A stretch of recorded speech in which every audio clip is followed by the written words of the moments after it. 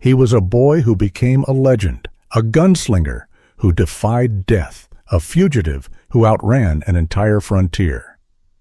This is the story of Billy the Kid, America's most infamous outlaw, whose name still echoes through the canyons of the Wild West.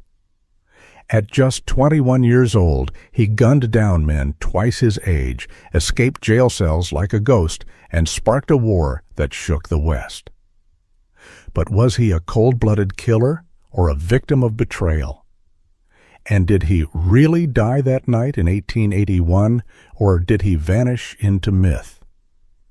Before we continue, please be sure to like and subscribe to the channel. February 18, 1878. William H. Bonney, later infamous as Billy the Kid, rides drag 300 yards behind his employer and friend, John Tunstall, in Lincoln County. Suddenly, 2 gunshots ring out.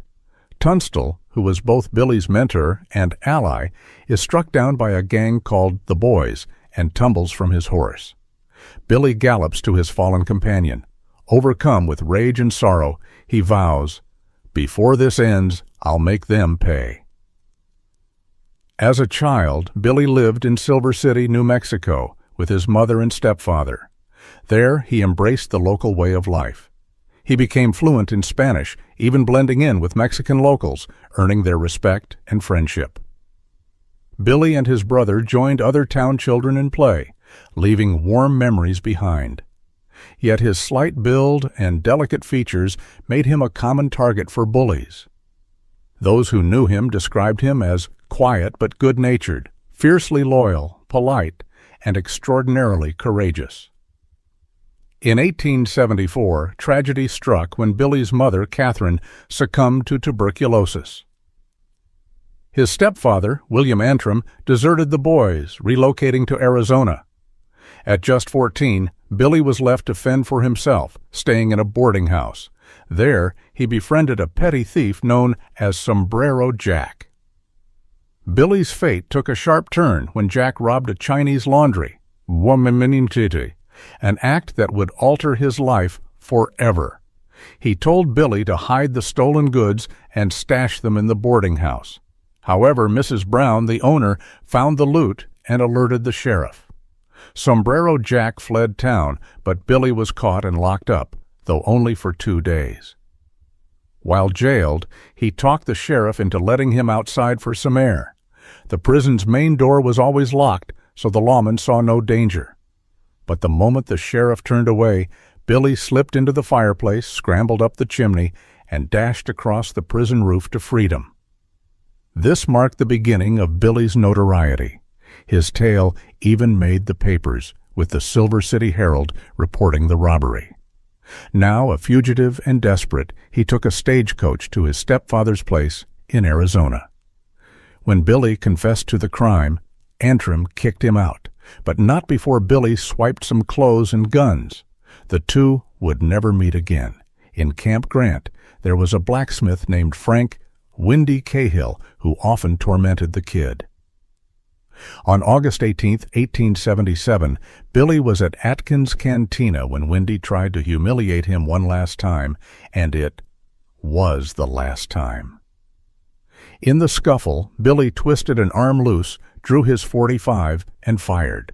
The hulking blacksmith collapsed, dead before he hit the ground. Billy wrenched free, bolted out of the cantina, and leaped onto a waiting horse, vanishing into the horizon.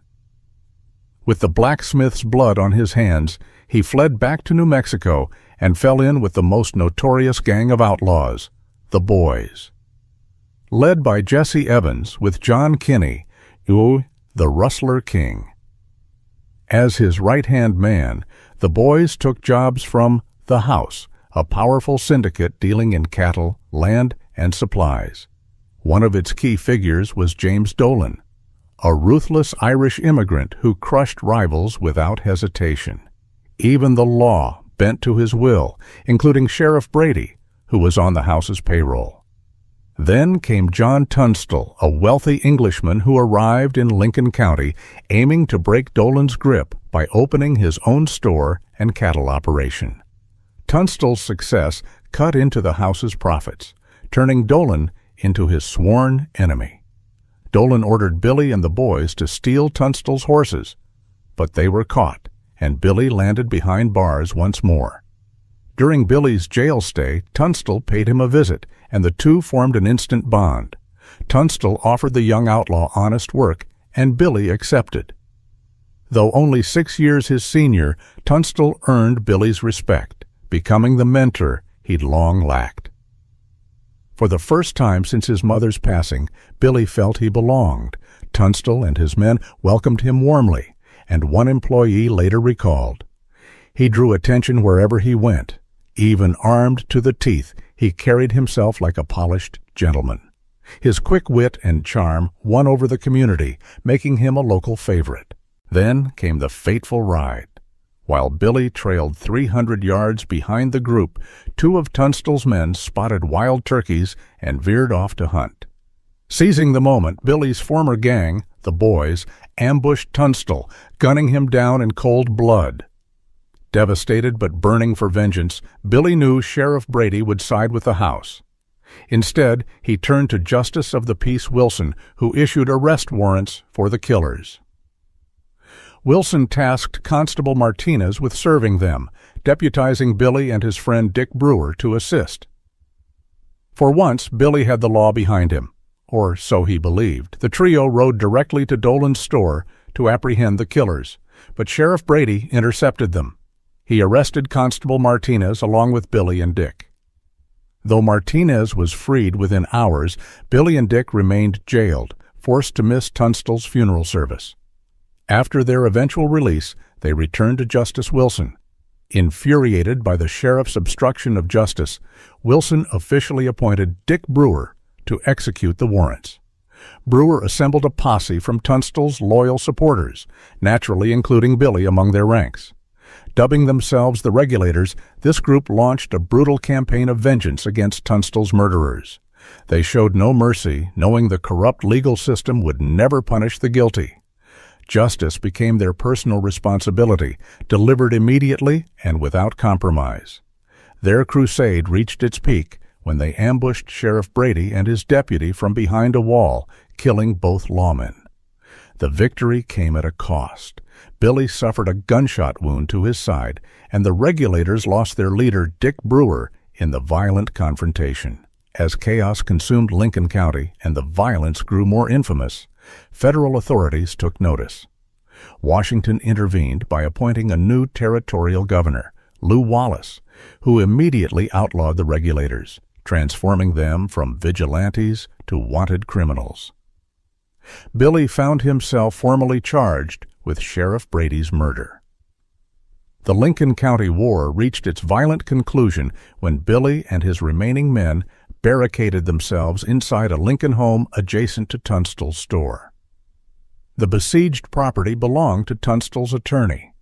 Dolan's forces, now reinforced with soldiers Sursois from Fort Stanton, surrounded the building. In this desperate situation, Billy emerged as the natural leader, devising an escape plan. At nightfall, the group burst from different exits simultaneously, scattering into the night. Billy and several Regulators successfully vanished into the darkness.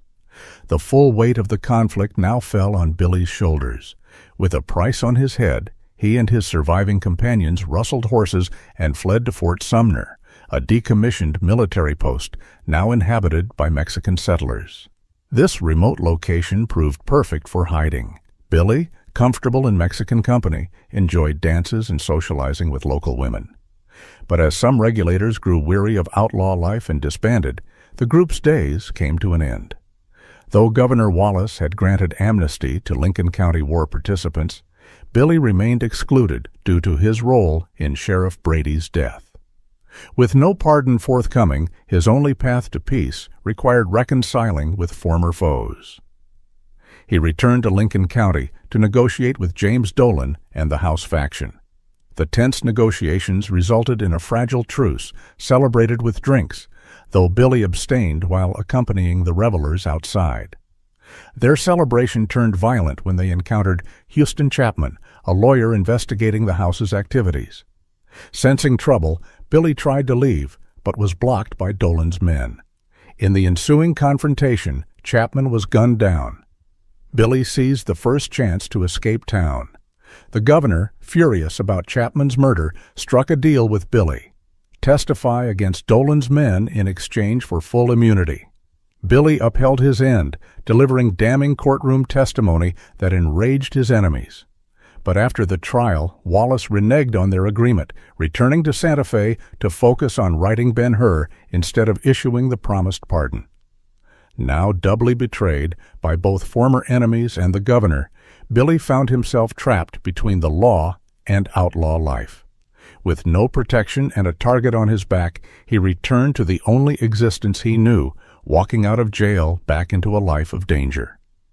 Billy formed a new gang and returned to outlaw life.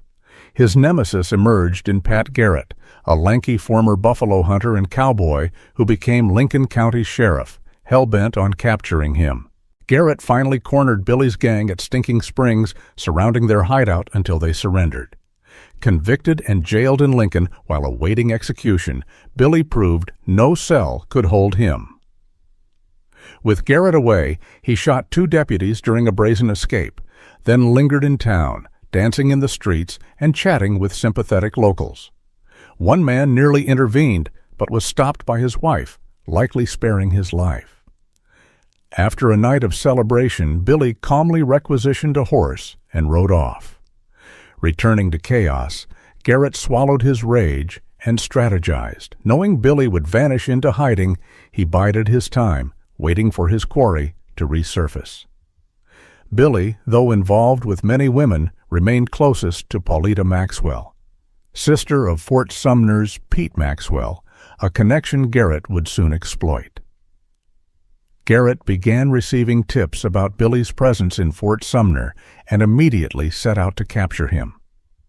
On the night of July 14, 1881, Garrett and his deputy quietly entered Fort Sumner and approached the home of Pete Maxwell, an old acquaintance who had previously worked with the sheriff. After waking Maxwell, Garrett sat on the edge of the bed as they conversed in the darkened room.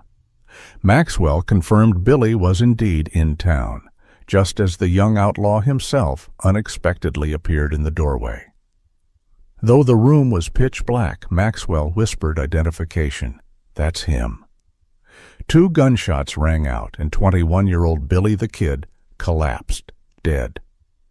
In later years, Garrett's own deputies would question whether he had actually killed the right man due to the poor visibility. This speculation gained traction in 1948 when an elderly man named Brushy Bill Roberts came forward, claiming to be the real Billy the Kid.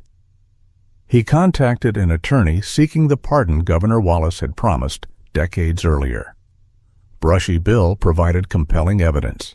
He demonstrated escape techniques from handcuffs and bore 26 scars from bullets and knives. Most remarkably, several of Billy's former associates signed sworn statements verifying his identity. Despite this, authorities dismissed his petition as absurd. Within a month of his application being rejected, Brushy Bill died, the promised pardon forever out of reach, leaving unanswered questions about whether Billy the Kid had truly died that night in 1881.